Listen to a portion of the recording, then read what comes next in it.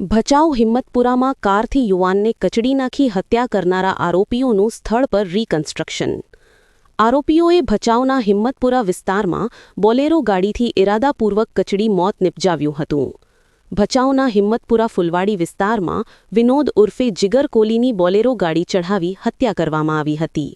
પોતાની બહેન સાથે થયેલા પ્રેમ લગ્નની અદાવત રાખી મેહુલ કોલી અને તેના મિત્ર હર્ષદ પ્રજાપતિએ મળીને આ હત્યા કરી હોવાનું સામે આવ્યું છે.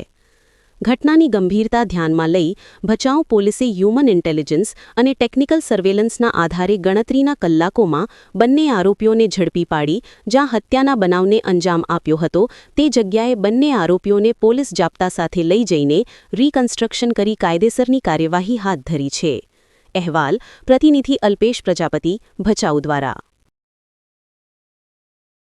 પરના સચોટ અને ધારદાર સમાચાર નિહાળવા અમારા digital platform news channel Kutch કાનૂન અને ક્રાઇમ ન્યૂઝને સબસ્ક્રાઇબ અને લાઇક કરો.